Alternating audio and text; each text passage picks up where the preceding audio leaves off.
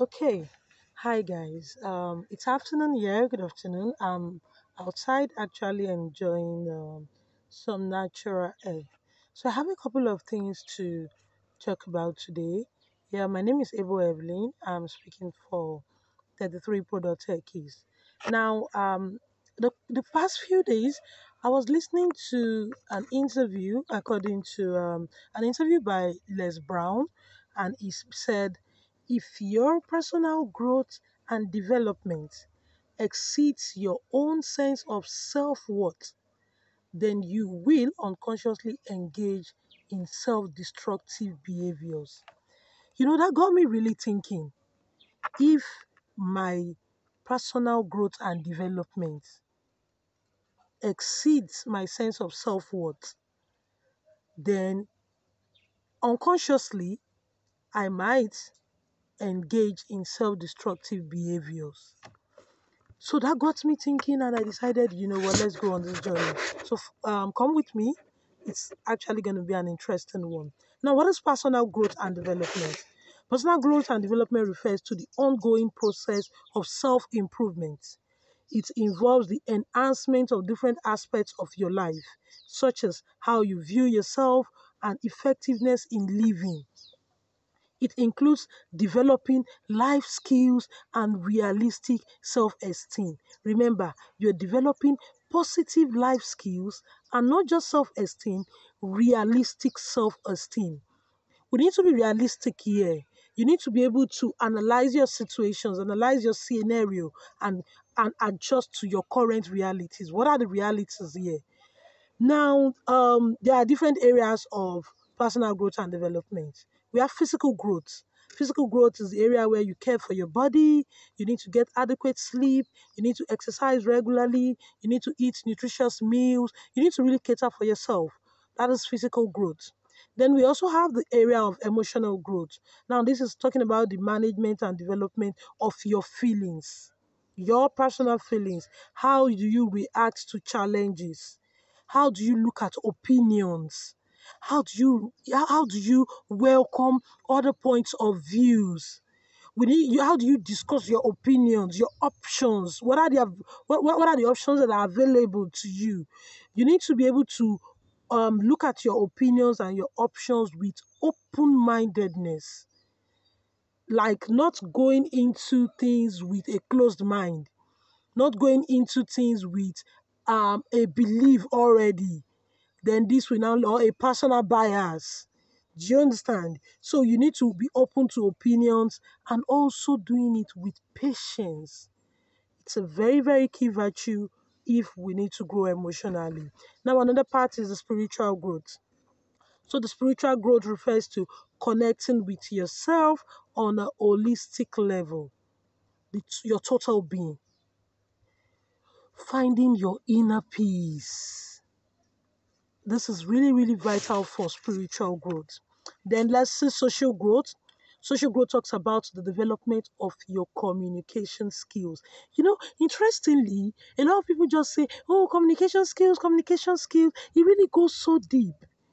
It really, really is. Communication skills is actually deeper than we are thinking about it. It encompasses not just how we speak, our body movements is part of our communication skills. The way our body moves, the way our mind moves, the way our voice comes up. How do you show up bodily, with your voice? Then before you now consider what the words that are coming out of your mouth. So let's take advantage of exploring modes of communication that you don't normally use to improve your communication skill, which will help also transcend into your social growth, make new friends, meet new people. Then we have the mental growth. This is about the development of your mental abilities. How do you think? How do you learn? How cognitive functions affect your behavior? These things are very, very important for our mental growth. So, generally, how do you improve your personal development and growth? You need to keep learning. Learning never ends. Learning never ends. We keep learning, learning, and learning. Now, we also need to pursue some volunteering opportunities, right? Then we can explore new places. Try visiting new places. Go to places that you've not been to before. Don't see it like it's expensive. It's an experience. Experience new places. Set smart goals. Create a personal development plan. Don't just go into the year, go into the month, go into the week, go into the days without having a plan. What do you want to achieve? What are your aims? What do you plan to achieve? Then recognize your strengths and weaknesses. You see, this part, it's very, very important. When you recognize your strengths and your weaknesses, you will be able to maximize your strengths and also be able to minimize the impact of your weaknesses. Very, very important for our personal growth and development. Then evaluate your life. Nobody can do this for you. Evaluate your life. Find a mentor. You know, a mentor takes you farther than you can ever imagine. You won't go through the trial and error periods of trying to see what might work, what might not work. Find yourself a mentor. It's very, very important. Change your mindset. The world does not revolve in your head alone. I tell people the same way you're thinking about things, others are also thinking about it. Change your mindset. Try to embrace a diverse mindset. Understand that we are all on the same journey. However, our paths differ. The way we think about things differ. Change your mindset. Seek feedback. Seeking feedback is expository. You will find out a lot of things when you get feedback. Then be resilient. Be resilient. Resilience is one key skill that is needed. Now, we've seen personal growth and development. Let's see self-worth. Now, remember why we started this section? We're talking about if your personal growth and development exceed your sense of self-worth, then you will unconsciously engage in self-destructive behaviors. Now we've talked about some personal growth and development. Now let's see self-worth. Then afterwards we see the alignment and how it can lead into self-destructive behavior. Now self-worth. Self-worth is the internal sense of being good enough and worthy of love and belonging from others. Do you feel that you are good enough?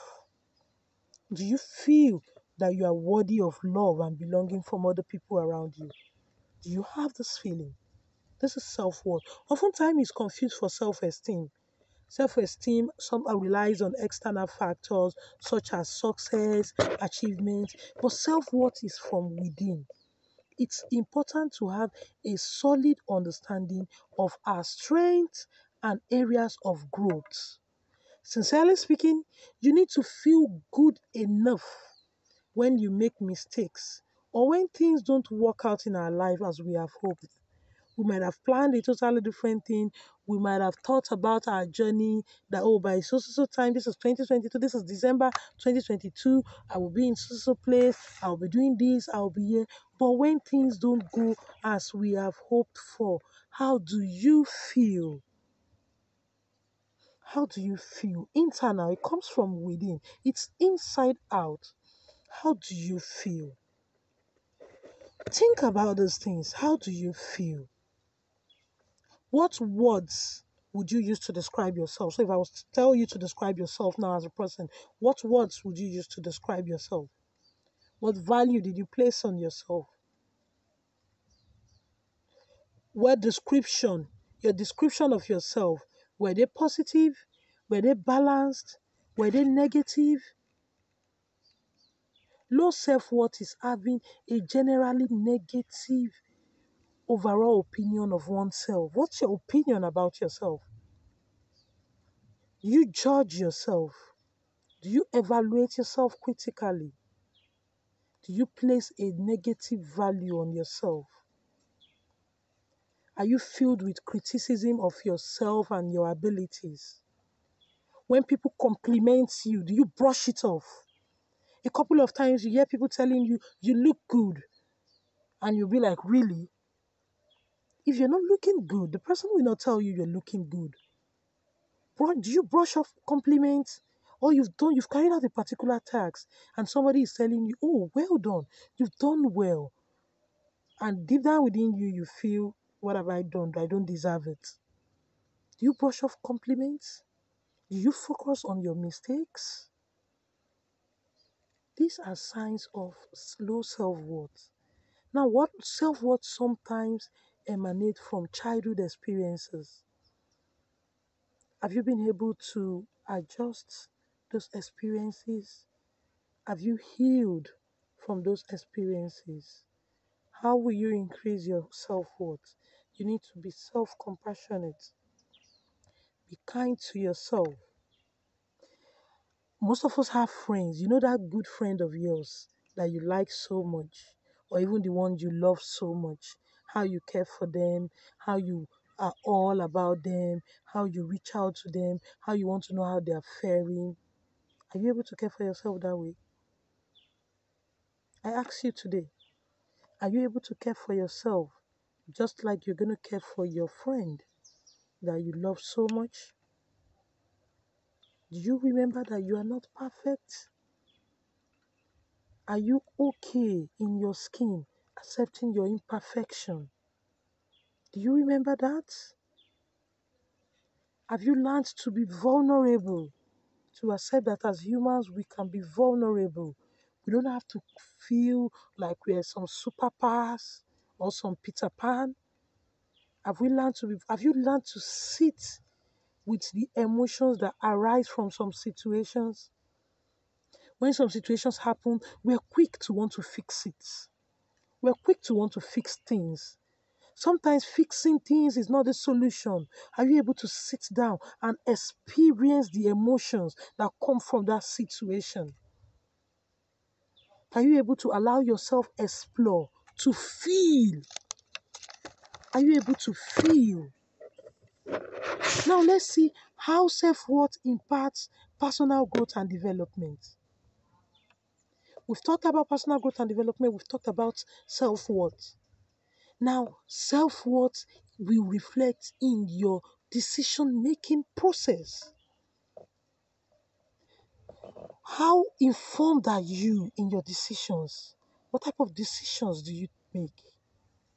You've made mistakes in the past. Have you analyzed them so you don't make those mistakes again? What decisions led to those mistakes? What decisions led to those mistakes? Wherever we are today, we signed up for it. Wherever you are today in your life, at some point in time in your life previously, you signed to be here. Have you come to that realization that you contributed to what is going on in your life right now? That realization will actually help you in adjusting and in making sure that what went bad does not occur anymore. Now, are you able to make impact? Are you able to make impact in your decision making process? What relationships are you involved in? How is your emotional health? How is your overall well being? Are you motivated? A healthy, positive view of yourself enhances understanding of potential, of your potential, and fuel and helps you to feel inspired. It fuels that inspiration in you to take on new challenges. So I leave you with this word today. A healthy self-worth helps you accept your value as a person, increases your confidence and your sense of well-being.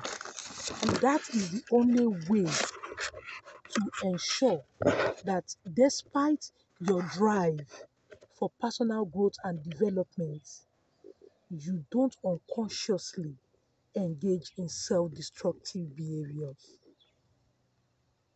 I encourage you today to balance that drive for personal growth and development with a great sense of self-worth.